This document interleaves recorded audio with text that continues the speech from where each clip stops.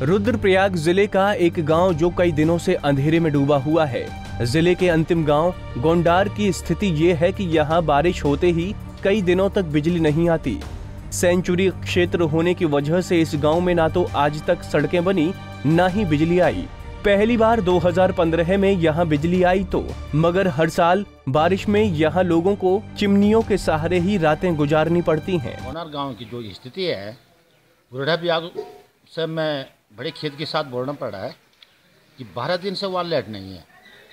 पहले 2015 में यहाँ भारत सरकार उत्तराखंड के द्वारा 2 करोड़ कुछ लाख रुपया वहाँ मंजूर हुए थे और वहाँ पे गोंडार गांव में मात्र ही एक लाइट का साधन उरेडा विभाग से हुआ था।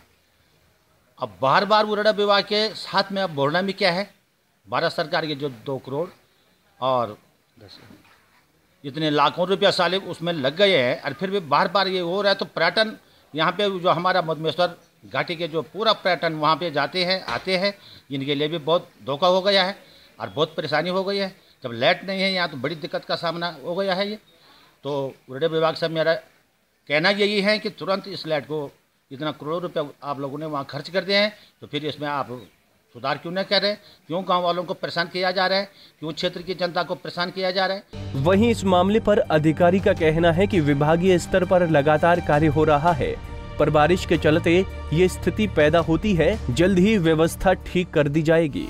भारी वर्षा होने के कारण वहाँ फीडर पाइप है जो वहाँ एक सोलर के द्वारा उरेडा के द्वारा वहाँ लाइट सप्लाई होती है, तो फीडर पाइप टूटने के वजह से उसकी जो जनरेशन है वो बाधित हुआ है। तो लाइट की ये प्रॉब्लम 10-12 दिन से बनी हुई है कि लाइट वाकई नहीं है गोंडार में। और अभी क्योंकि पाइप उसके बह गए नदी में और नदी का बहाव इतना तेज़ है कि वो निकालना मुश्किल हो जा रहा है। तो जैसे ही बहाव कम हो जाएगा वैसे ही पाइप निकल जाएंगे तो उसका फिर। हर साल बारिश के बाद गोंडार इलाके का यही हाल होता है, मगर प्रशासन हर बार ग्रामीणों को आश्वासन देकर छोड़ देता है।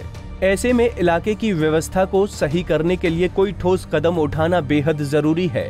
पंजाब केसरी टीवी के लिए रुद्रप्रयाग से भूपेंद्र भंडारी की रिपोर्ट।